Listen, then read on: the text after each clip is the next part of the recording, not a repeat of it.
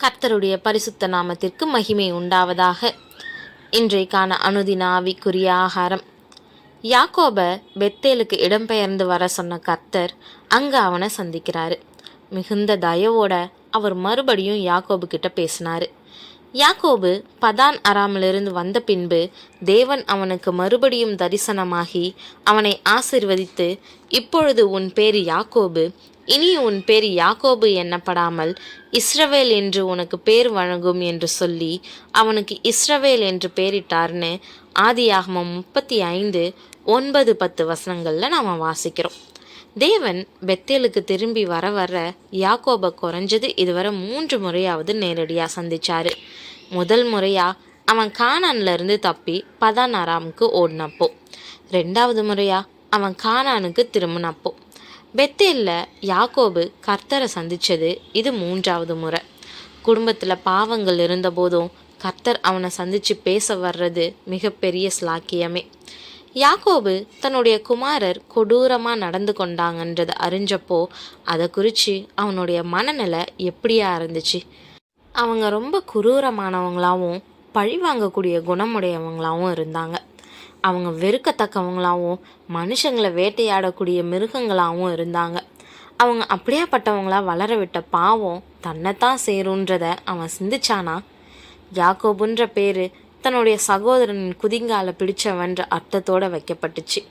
காலம் செல்ல செல்ல அந்த பேர் மற்றும் அவனுடைய செயல்பாடுகள் இன்னும் மோசமான அர்த்தத்தை சுமந்துச்சு.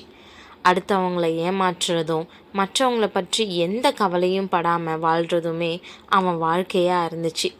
அதே போல தான் அவனுடைய குமாரர்களும் யாரை பற்றியும் எந்த கவலையும் படாமல் தங்களை பற்றி மட்டும் சிந்திக்கக்கூடிய சுயநலவாதிகளாக இருந்தாங்க. ஆனால் பெனியேலில் சந்தித்த கர்த்தர் அவனுக்கு ஒரு புதிய பெயரை கொடுத்துருந்தாரு. இஸ்ரவேல் என்ற அந்த புதிய பேர் அவனுக்குள்ள என்ன மாற்றத்தை கொடுத்துச்சு? அவன் அந்த பேரின் அர்த்தத்தை சரியாக வளர்த்துக்கிட்டானான்னா இன்னும் இல்லாதவனாகவே இருந்தான்றது தான் உண்மை. ஆனால் அவனுக்கு கொடுக்கப்பட்ட பேருக்கேற்ற வண்ணம் அவனுடைய செயல்பாடுகள் மாற்றம் பெற்றவையாக இருக்கணும்னு கர்த்தர் விரும்புகிறாரு. அதனால தான் அவர் இப்போது 3வது முறையாக சந்திக்க வந்திருக்கிறாரு. யாக்கோபுன்றது அவனுடைய பெற்றோர்களால் வைக்கப்பட்ட பேர். யாக்கோபுக்கு இஸ்ரவேல்ன்ற பெயரை கொடுத்தது கர்த்தராகிய தேவன். அந்த பழைய யாக்கோபு இப்போ இல்லை. பழைய மனுஷன் ஒழிக்கப்பட்டு ஒரு புதிய மனுஷன் எழும்ப விரும்புகிறாரு. அதை யாக்கோபு புரிஞ்சுக்கிட்டு தன்னை ஒப்பு கொடுக்குறான். கர்த்தரை பொறுத்த வரையில் இஸ்ரவேல்னு அழைக்கவே விரும்புகிறாரு. சீகேமில் நடந்த தோல்வியை கண்டு யாக்கோபு விரக்தி அடையக்கூடாது. அவன் எதிர்காலத்தை எதிர்நோக்கணும். ஆமாம், அவனுடைய கடந்த காலம் எவ்வளவு மோசமானதாக இருந்தாலும் சரி, அவனுக்குன்னு ஒரு அற்புதமான ஒரு எதிர்காலம் வைக்கப்பட்டு இருந்துச்சு.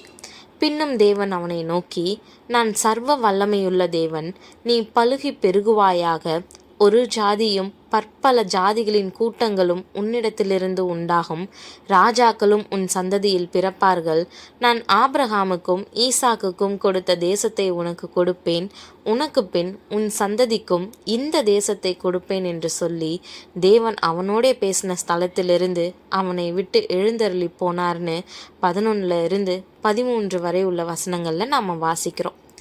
சீகேமில் நடந்த நிகழ்வுகள் பல அச்சங்களை யாக்கோபின் மனசில் கொண்டு வந்திருக்கும்.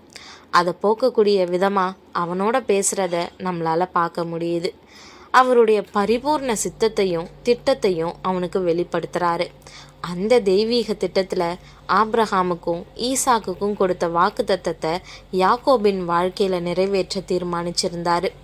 வாக்களிக்கப்பட்ட முழு உடன்படிக்கையின் ஆசீர்வாதமானது யாக்கோபுக்கும் அவனுடைய சந்ததிக்கும் வழங்கப்படும்ன்றதை அவர் இப்போ உறுதிப்படுத்துகிறாரு. இஸ்ரவேல் தன்னுடைய எல்லா அச்சங்களையும் ஒதுக்கி வச்சுட்டு புதிய நம்பிக்கையோட வாழ்க்கையை தொடங்கணும். கர்த்தர் மீது அசையாத உறுதியான நம்பிக்கையை அவன் வளர்த்துக்கணும். இப்படி கர்த்தர் நேரடியாக வந்து பேசக்கூடிய உன்னதமான நிகழ்வானது யாக்கோபினுடைய வாழ்க்கையில் அடிக்கடி கிடைக்கும்னு எதிர்பார்க்கக்கூடாது. ஆனால் கிடைச்ச இந்த சந்தர்ப்பத்தில் அவர் பேசக்கூடிய ஒவ்வொரு வார்த்தையும் மிக ஆழமான அர்த்தமுடையது. அதை கவனித்து தன்னுடைய உள்ளத்தில் இருத்தி அதை அவன் வாழ்க்கையின் எல்லா நிலையிலும் பயன்படுத்தி கொள்ளணும். பிரியமானவர்களே, நம்ம கர்த்தரால் அழைக்கப்பட்டிருக்கலாம், மீட்பை பெற்று அவருடைய கிருபையில் வாழ்ந்துட்டுருக்கலாம். ஆனால் பாவத்தை எதிர்த்து வாழ வேண்டிய நாம ஒரு சில வேளைகளில் பழைய சுபாவத்துக்கு அடிமைகளாகி ஆண்டவரை மறந்து போகிறதுனால மிகப்பெரிய ஆபத்தை சந்திக்கிறவங்களா இருக்கிறோம். ஆனால் கர்த்தர் தயவுள்ளவரா நம்மளை பாதுகாத்து நம்மளை நேசிக்கிறதுனால நமக்கு கொடுக்கப்பட்ட கிருபையை திரும்பவும் நினைவூட்டுறாரு. அவர் நம்மளை அவருடைய வசனத்தினால சந்திக்க விரும்புகிறாரு. நம்மளோட அவர் செஞ்சிருக்கக்கூடிய உடன்படிக்கையும் வாக்குத்தத்தத்தையும் நமக்கு ஞாபகப்படுத்தி நமக்கு எப்படியாப்பட்ட எதிர்காலம் இருக்குதுன்றதை உணர்த்த விரும்புகிறாரு. யாக்கோபை போல நாம் கர்த்தர் நம்மக்கிட்ட பேசுகிறாருன்னு கவனித்து அவர் அழைச்ச அழைப்பிற்கு நம்மளை ஒப்பு கொடுத்தா நம்மளுடைய வாழ்க்கையில் அவருடைய பரிபூர்ண சித்தம் செயல்படுன்றதை நம்ம மறக்கக்கூடாது. அவர் நம்மக்கிட்ட பேசக்கூடிய வார்த்தைகளை நாம் அசட்ட செய்கிறவங்களா இல்லாமல் அவரிடத்துல திரும்புவோம், அவரோட நடப்போம், அவரால் நடத்தப்படுவோம். தேவன் தாமே கிருபையும் தயையும் செய்வாராக. ஆமீன்.